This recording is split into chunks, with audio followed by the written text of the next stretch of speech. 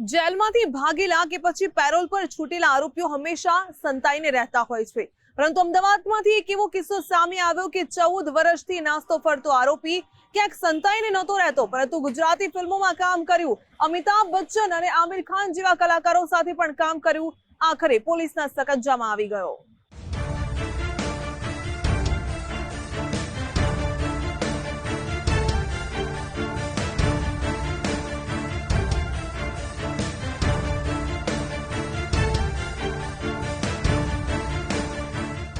બોલિવૂડ ફિલ્મમાં અમિતાભ બચ્ચન અને આમિર ખાન સહિતના મોટા ગજાના કલાકારો સાથે અભિનય, હિન્દી વેબ સિરીઝ અને હિન્દી સિરિયલની સાથે સાઉથની એક ફિલ્મમાં શાનદાર ભૂમિકા ભજવી।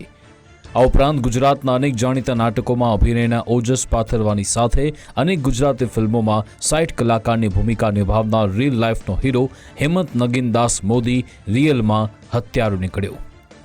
અમદાવાદ ક્રાઇમ બ્રાન્ચની ગિરફ્તમાં રહેલ ચહેરાને તમે અનેક જાણીતી ફિલ્મોમાં હસાવતા ચહેરા તરીકે જોયો છે, પરંતુ તેને એક હત્યા કેસમાં આજીવન કેદની સજા થઈ। આ હત્યા કેસ પર નજર કરીએ। હેમંત મોદી અમદાવાદના નરોડાના સેજપુર બોઘામાં દાસની ચાલીમાં રહેતો। પાડોશીએ ગેરકાયદે સીડી બનાવતા 3 વર્ષથી વિવાદ ચાલતો હતો। 12 જૂન 2005ના દિવસે પાડોશી સાથે બોલાચાલી બાદ ઝપાઝપી શરૂ થઈ। હેમંત મોદીએ તેના ભાઈ સહિત 7 મિત્રો સાથે મળી મારામારી કરી। આ બનાવમાં નરેન્દ્ર તામલે ઉર્ફે નન્નોને ઈજા પહોંચતા ઘટના સ્થળે મોત થયું।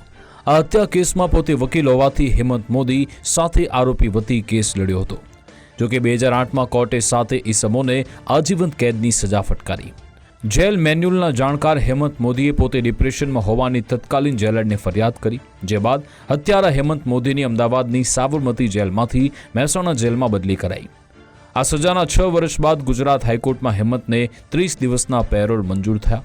25 જૂન 2014માં પેરોલ પર બહાર નીકળેલો હત્યારો હેમંત મોદી નિયત મુદ્દત બાદ હાજર ન થઈ ફરાર થયો, જે બાદ લગભગ છેલ્લા 12 વર્ષની ફરારીના પહેલા થોડા મહિનાઓમાં હેમંત મોદી પાટણમાં રહ્યો, જે બાદ અમદાવાદમાં ખાનગી કંપનીમાં નોકરી કરી। પછી માયાનગરી મુંબઈમાં જઈ નાટક, સિરિયલ, ફિલ્મો તેમજ વેબ સિરીઝમાં અત્યાર સુધી અવિરત કામ કરતો રહ્યો। અમદાવાદ ક્રાઇમ બ્રાન્ચે બાતમીના આધારે પકડ્યો તો હત્યારો શરૂઆતમાં તો પોતે ટ્વિંકલ મુકુંદભાઈ દવે હોવાનું જણાવતો રહ્યો, પરંતુ પોલીસે અંગના નિશાન સહિતના પુરાવા આપતા ગુનો કબૂલી લીધો। એમના ફેમિલી મેમ્બર, એમના ભાઈ તો એમની સાથે જેલમાં જ હતા। એમના પતિ પત્ની સાથે એમની પત્ની સાથે 2010માં એમના છૂટાછેડા થયેલા છે।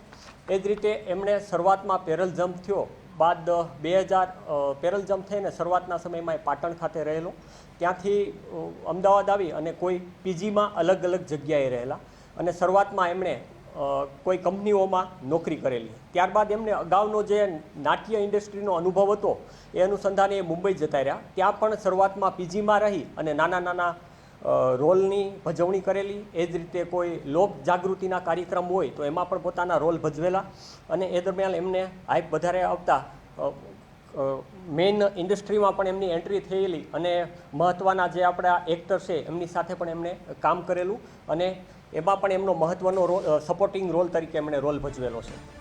વ્યવસાય વકીલ બાદ હત્યારો અને પછી અભિનયની શક્તિ ધરાવતા હેમંત મોદીએ રિયલ લાઈફમાં અનેક કામ કર્યા છે। માયાનગરી મુંબઈમાં જઈ ફરારી દરમિયાન તેણે અમિતાભ અને આમિર સાથે ઠગ્સ ઓફ હિન્દુસ્તાન, તો સુપરસ્ટાર રણવીર સિંહ સાથે જયેશભાઈ જોરદારમાં સાથે કામ કર્યું, તો દક્ષિણના અભિનેતા મોહનલાલ સાથે L2 અન્નપૂર્મ ફિલ્મોમાં અભિનય કર્યો। જ્યારે કે ગુજરાતી ફિલ્મ સમંદર, મુખી, લવયુબા, દેરાણી જેઠાણી, દીકરી તો પારકી થા પણ કહેવાય, તલિકા, હાઈફાઈ બકો સહિત 1 ડઝન ફિલ્મોમાં કલાકાર તરીકે કામ કર્યું। જ્યારે હિન્દી સિરિયલ મેરે સાईं અને વાગલે કી દુનિયામાં કામ કર્યું, તો હિન્દી વેબ સિરીઝ તસ્કરીમાં ઇમરાન હાશમી સાથે કામ કર્યું છે। ગુજરાતી સિરિયલ એક ડાળના પંખી, મોટી બાની નાની વહુની સાથે ગુજરાતી નાટક જોગ સંજોગ, ઉડવાણીઓ આકાશમાં, સાસરાજીનું સુરસુર્યું, કન્યા પધરાઓ સાવધાન અને માતે માં સહિત સંખ્યાબંધ નાટકોમાં પણ કામ કર્યું છે। શરૂઆતમાં એ કોઈ જગ્યાએ સામો આવતો જ નહીં, પાટણ અમદાવાદ ખાતે પણ નહોતો આવતો। અમદાવાદમાં એમને સજા પડીને અમદાવાદ ખાતે જ રાખવામાં આવેલો હતો, પણ અમદાવાદમાં જેલમાં અમુક ઇસ્યુ થયા એટલે ટ્રાન્સફર કરી અને એમને જેલ ટ્રાન્સફર મહેસાણા ખાતે કરવામાં આવેલી હતી। એટલે શરૂઆતમાં જ્યારે પેરલ જમ્પ થયો ત્યારે અમદાવાદ પણ નહોતો આવેલો, પાટણ રહેલો, ત્યાંથી મુંબઈ જતો રહ્યો, ત્યાંથી પોતાની આખી અલગ ઓળખ કરી અને એ દરમિયાન એમણે પોતાનું નામ પણ બદલી નાખ્યું અને જે પોતાનું ફિલ્મ ઇન્ડસ્ટ્રીનું જે એમનું આવડત હતી એ પ્રમાણે એમને સફળતા મળી હતી કે પોતાનો ચહેરો અને જે ઓળખ હોય એ છુપાવી શક્યો હતો.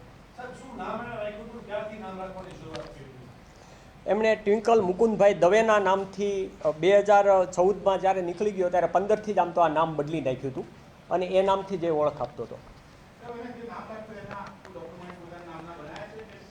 આપણને હજી નથી મળી આવ્યા પણ એમને નામ આ રાખ્યું તેવું કીધેલ છે. અમદાવાદના ખાડિયા વિસ્તારમાં ચાલતી ગુજરાતી સિરિયલ મોટી બાની નાની વહુના શૂટિંગ દરમિયાન પોલીસે બાતમીના આધારે રેડ પાડી. અમદાવાદ ક્રાઇમ બ્રાન્ચે થોડી પૂછપરછના અંતે હેમંત મોદીને કાયદેસર સકંજામાં લીધો. આ ઝડપાયેલ યુવકે ટ્વિંકલ મુકુંદભાઈ દવેનું બોગસ પોતાને મેળે જ નામ નક્કી કર્યું હતું. આ બોગસ નામના આધાર કાર્ડ, પાન કાર્ડ સહિતના દસ્તાવેજ બનાવ્યા છે કે કેમ તે મુદ્દે અમદાવાદ ક્રાઇમ બ્રાન્ચે વધુ તપાસ હાથ ધરી છે. હત્યારા હેમંત મોદીને હાલમાં મહેસાણા જેલ ખાતે મોકલી આપવામાં આવ્યો છે. રાહુલ ત્રિવેદી, ગુજરાત ફર્સ્ટ, અમદાવાદ.